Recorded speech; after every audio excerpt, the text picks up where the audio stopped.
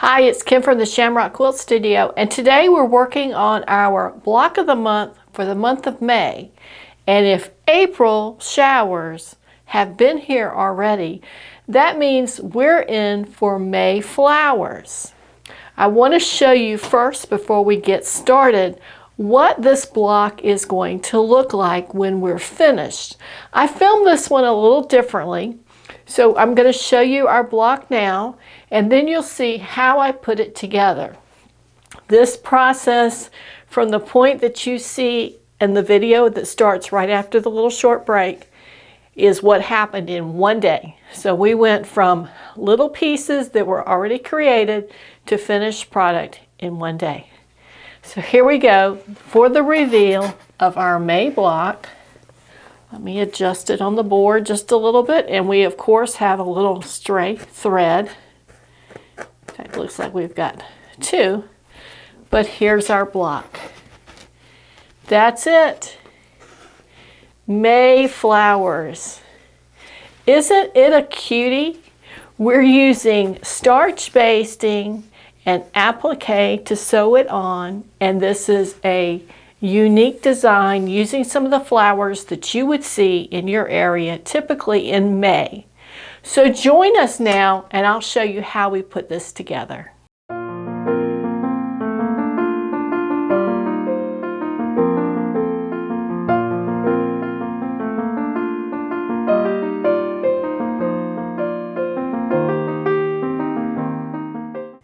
And welcome back to the Shamrock Quilt Studio. I'm just going through my project box here for this block of the month project, and I ran across our March block and our February block. My April block is hanging up on the wall from last month, but I've put these in here just to kind of keep track of them while we work on the rest. And I find that that's always helpful to me. Now, there's my background fabric. I'm going to put this out of the way so we have a little bit more room to work. And if you recall, we're making, or we have the option of making, a block for a pillow covering and a block for our quilt. So today I'm working on a block for our quilt. Personally, I don't know that I need a pillow covering for every month, so I'm just picking out the ones right now that I think I have a use for.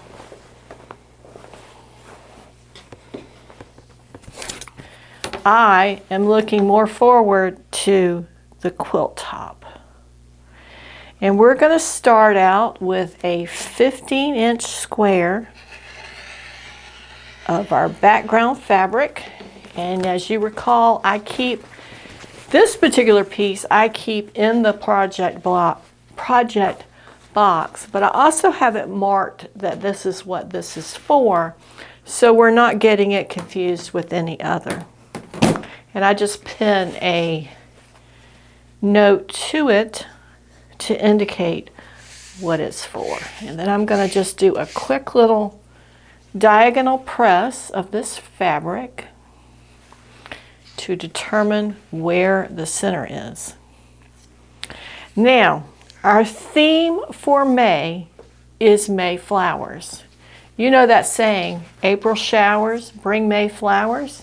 So we've got this block here, and I want to put a mark, if I can find a marker, right in the center, just so we can keep track of where that is. And then I want to introduce to you the pieces that we're using for this. And I have those here. And we're going to open that this way. Put this up here. I'm going to plug in my little mini iron too, because what I'm going to do today is I'm going to press those pieces in place with some applique glue, and then I will stitch them in place permanently as an applique later on after the video.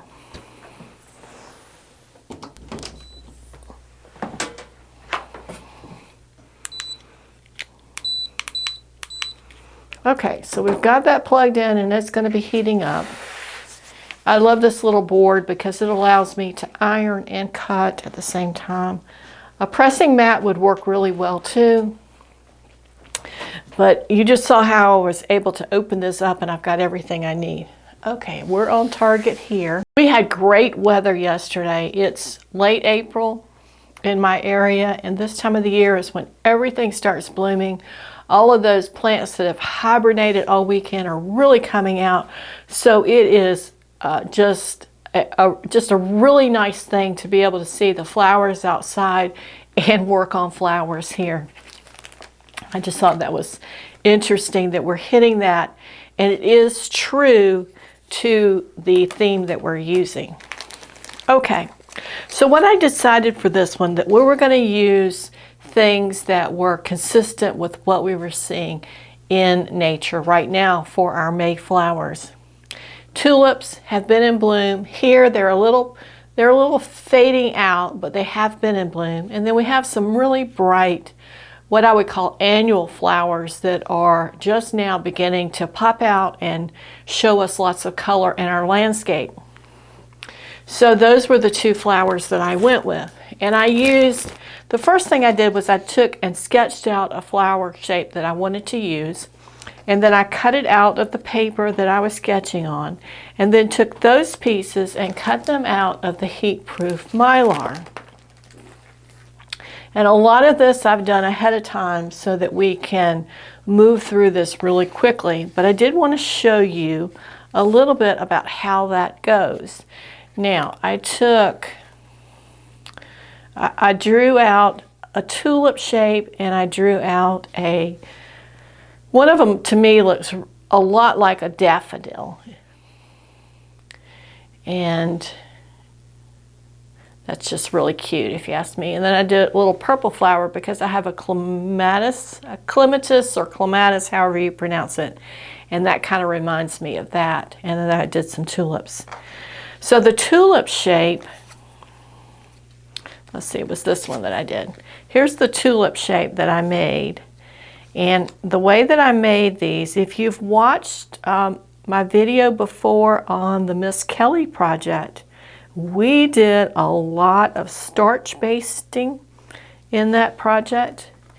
And if you need pointers on how that's done, I would recommend that you go back to that. It should help you. But I have moistened the edge of the tulip. Let me move my sewing machine down just a little bit. I want to make sure that you can at least see part of what I'm doing in our overhead camera. It's hot. That's one thing I said about this. Okay, we've moistened the edge of this with our starch solution. And I just made a couple of ounces because what I discovered before when I did this is a little bit goes a long way. And this is probably about a quarter starch or 1 part starch to 4 parts water up to 1 to 1. It just kind of depends on how stiff you want that. Because I was working with this really quickly, I made it really strong. It's probably closer to the 1 to 1 ratio. And we're just going to press that fabric over that petal shape. And these are mostly rounded edges, so you just kind of gather them up and press them. And what you're using is that iron to shape it, form it, dry that fabric, and set it in place. So the wetter it is, the longer it takes to dry it. But it does go really quickly. Okay, and then I flip it over. Let me come a little bit further that way. I don't know if you saw that really well.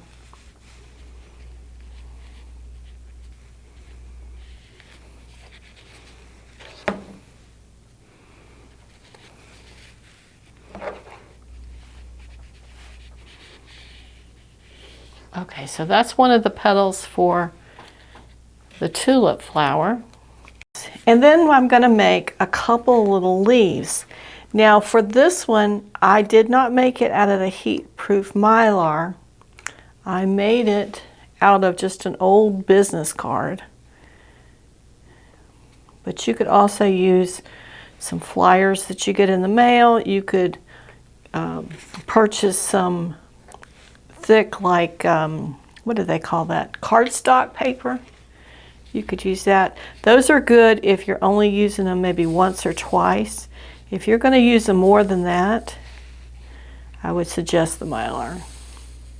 So for this one, the tulip petals, I use the mylar, and for the flower petals, I use the mylar because it allowed me to reuse the pieces over and over. I didn't have to worry about it misshaping itself. I could just keep moving on.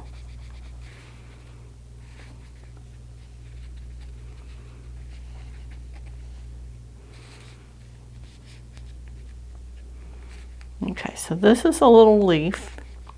It's kind of an oval or a football shape. So that's the leaf. And then when we sew it on, we'll tuck this little tail underneath to give us a nice sharp point. You probably can see it better there. So there's one leaf. I'm going to do one more really quickly because I need two for the design, and you can see it's just an old business card.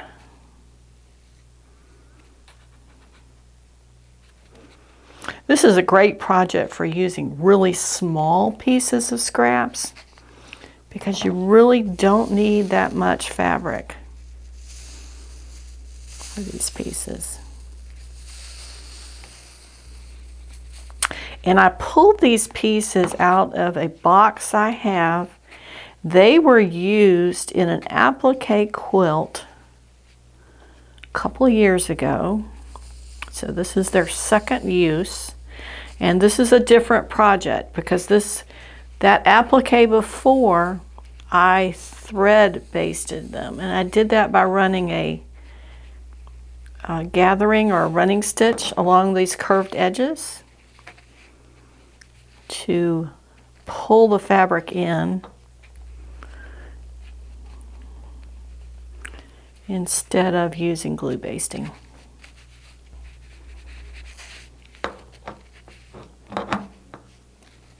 So you could do that as well. I just find this is faster. Give it a good press, and that's going to cause that paper now to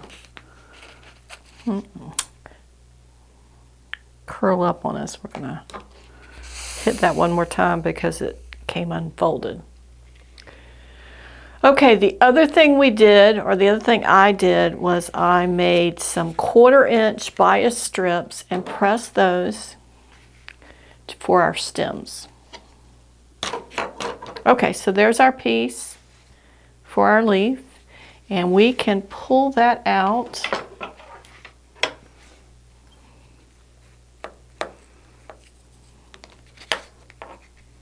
I usually have a little crochet hook I use for this. And when we pull that paper out, we still have that nice shape.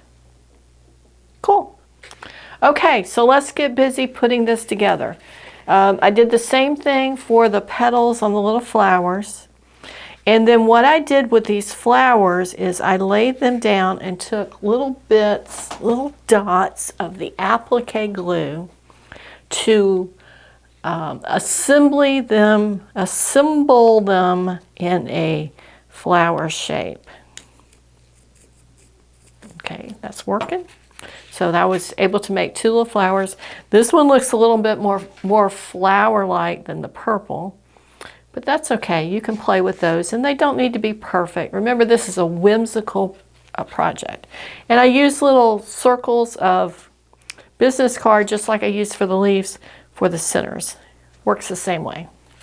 All right, so let's get these little pieces out of the way. My iron is telling me it's at temperature.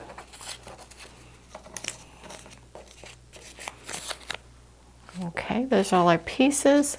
The tulips were two-part. There was a one size, which was a little bit bigger. They're kind of egg-shaped. And then one that was a little bit smaller, and they fit together just like that to give us a tulip shape. You could do more petals if you wanted it to be a little fuller, a little more open tulip, but I just went with something really simple for this. Okay.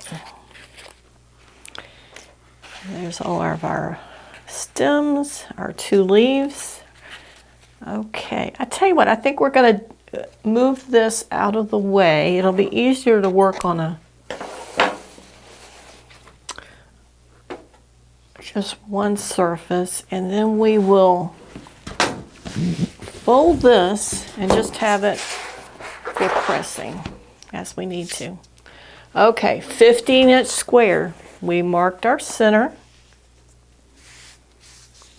And then we're just going to position these on in a pleasing manner. Somehow got a little bit of water here. I don't know how.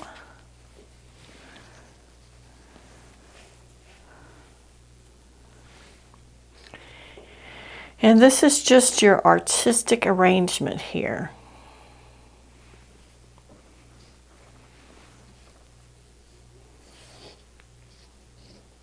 Some of these stems may be just a little long.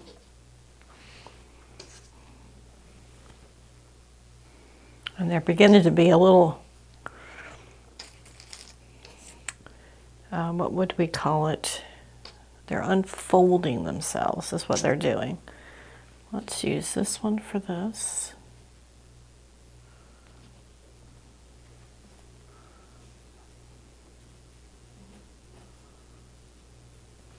I like those kind of close together. How does that look to you? Maybe have that one come that way.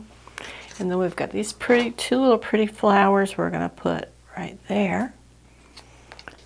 And then we have two stems for those. We'll use this one for this one.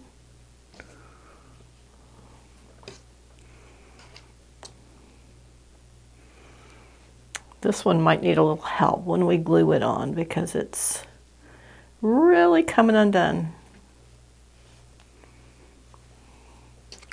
And then we have two leaves.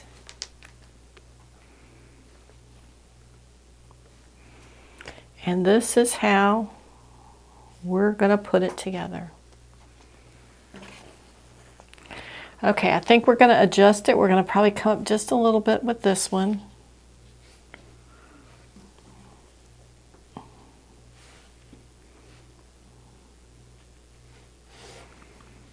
Something like that. Do you like that? I think it's really quite charming. Our first step is going to be positioning some of these things the way we want them to be. And I think that the way we're going to do that, I wish that cap would stay there, but it doesn't. Just kind of give a little dot to maybe these two tulips here. Let's start with these. Okay, let's move all this.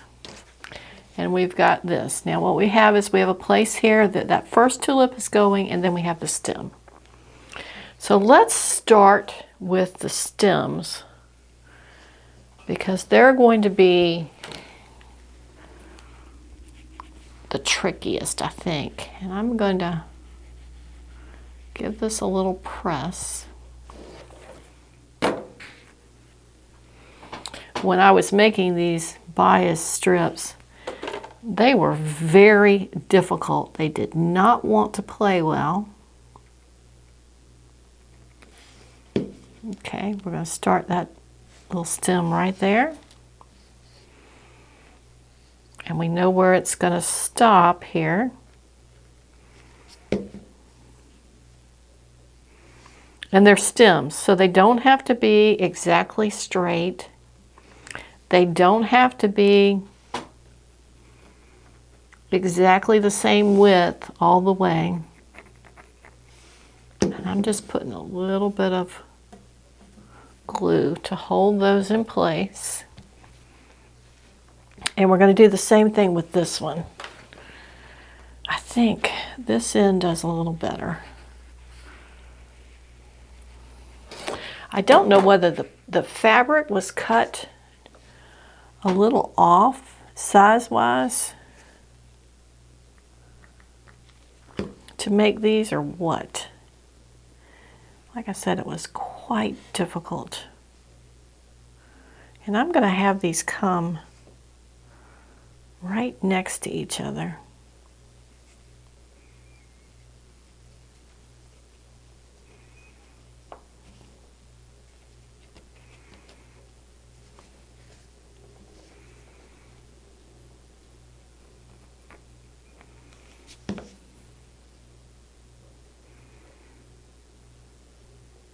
They're still being very difficult because they don't want to fold flat the way you would think bias strips would.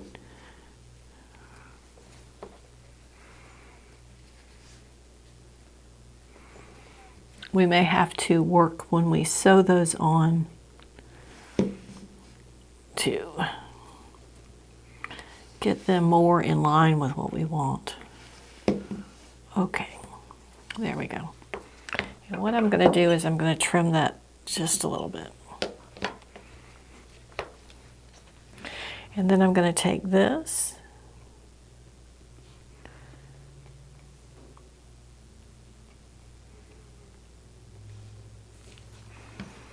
now these would be cute too if you did them with a little decorative stitch around them.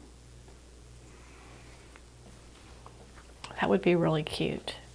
Or even if you put some embroidery accents, that would be just really whimsical. And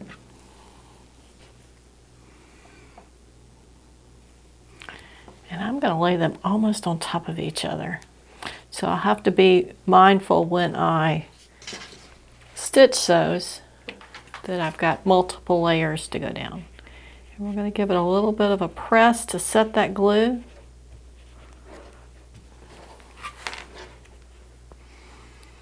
And like I said, remember that my bias strips aren't folded down just exactly the way that we need them to, but they will as we progress. Okay, so we've got the 2 tulips here. We've got one more tulip, but I think first of all we'll decide where we want these. And I'm thinking something like that might be just great. And then we're going to have this one kind of floppy over a little bit because we want to bring that design towards the center. And then we've got leaves. I think there's the other one. Okay, so this one is the stem for this floppy tulip. So let's mark that. I think I like where that is. And we may put that on first.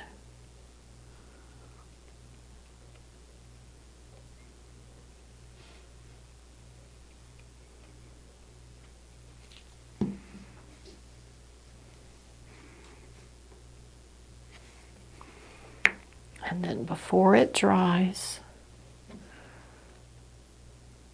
we'll stick the end of this right up underneath it.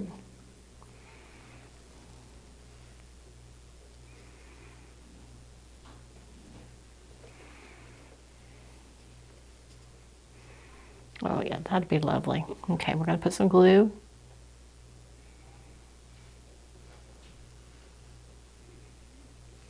Now, I'm not gluing these bias strips onto the very end because I will need to fold them under and stitch them when that time comes. And I'm going to just really quickly heat that up and stick that in place.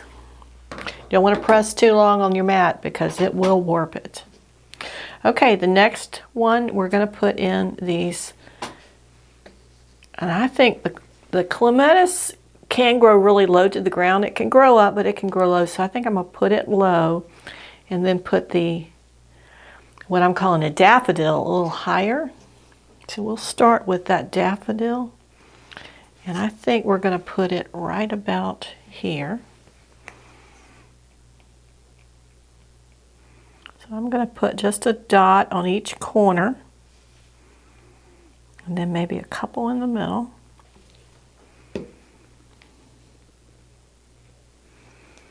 I'm going to put that right. It almost looks like it should be like that. We're getting kind of close, and we don't want to be too close.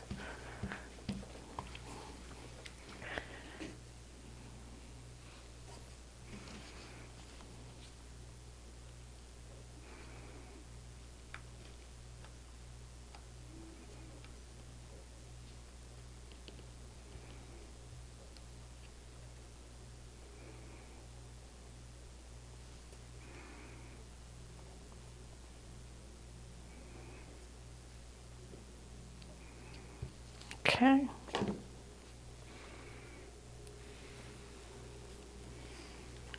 Tuck this up underneath here, and we're going to run this pretty close to our other ones.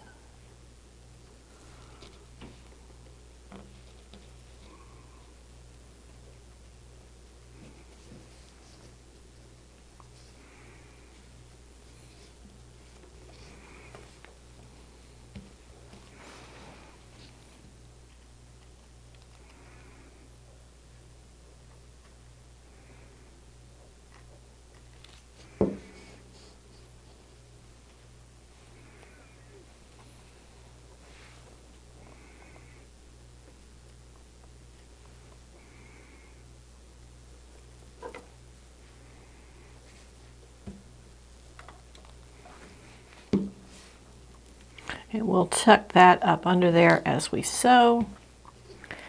And then we're going to wrap up this design. We're going to put that right there.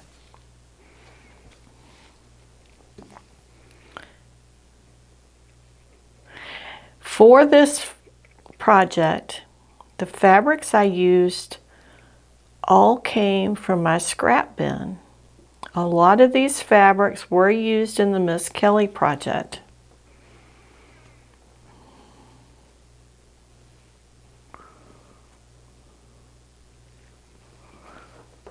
We're going right there.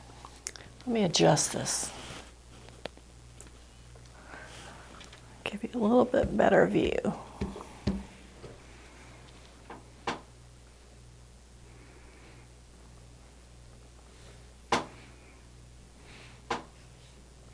I think I'm going to put that one right there. What do you think? Now all these are going to have to be tucked in when they're sewn.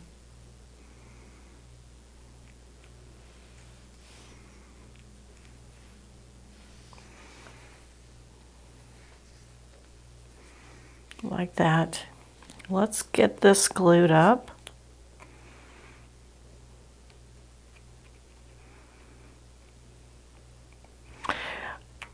I think this has been one of the more fun block of the months that I've done.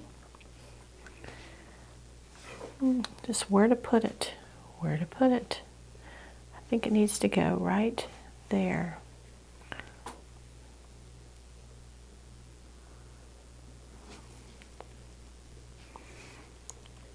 I think I'm going to go back to this.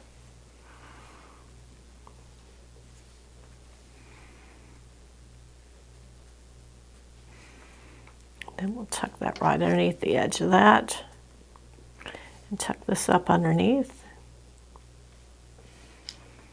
Just like that. Look, that worked really well just in the tucking it there with the pin. So that's what our design is going to look like. Let's trim these off. That might even come up a little bit more. And we may adjust these just slightly.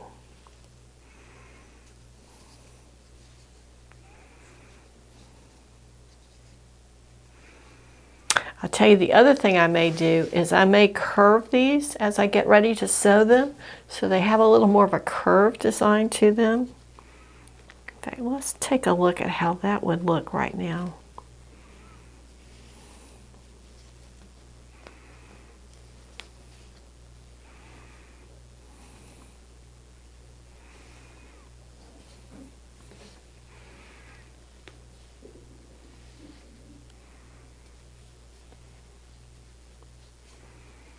Not so much that they were growing out of the ground, but they were put together in a little bouquet.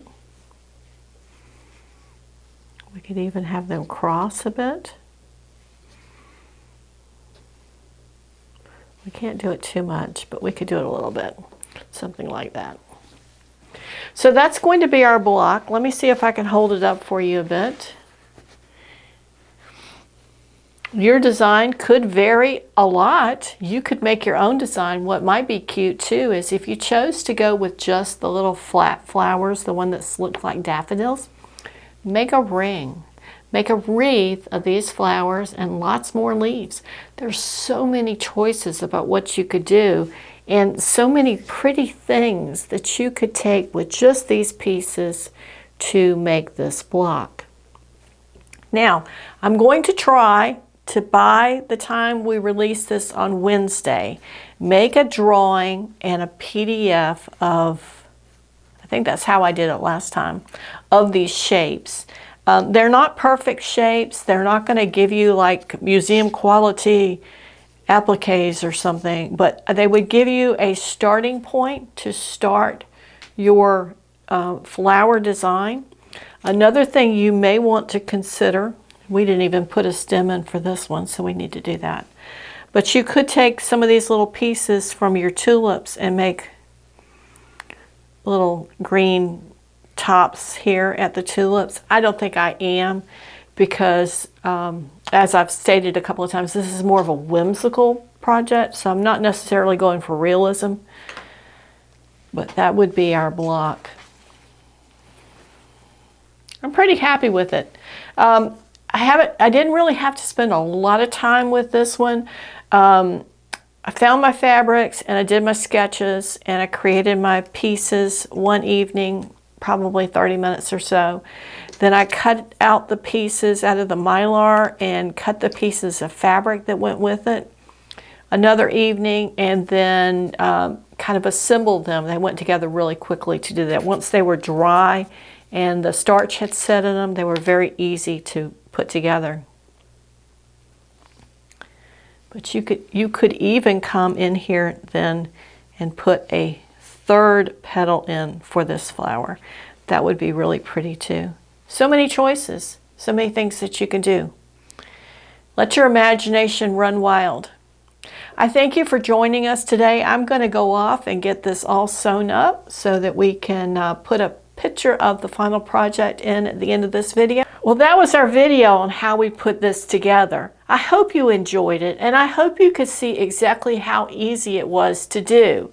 After I got all those pieces together, I sat down and started appliquing them all to the background, and now it's had a quick press.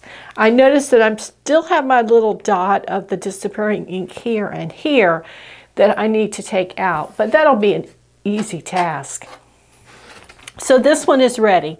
Now, this was kind of designed on the fly, what we thought it would look like. I had an idea that I wanted it off center, and this one is certainly going to be off center once we sew it in place.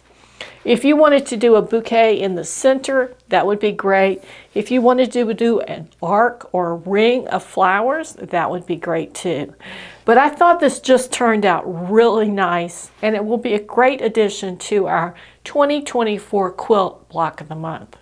Again, this is May 2024, and this is our block. I hope you enjoyed it. If you did, give us a thumbs up, and be sure to subscribe to the channel. And as always, we'll see you next time at the Shamrock Quilt Studio. Have a great day.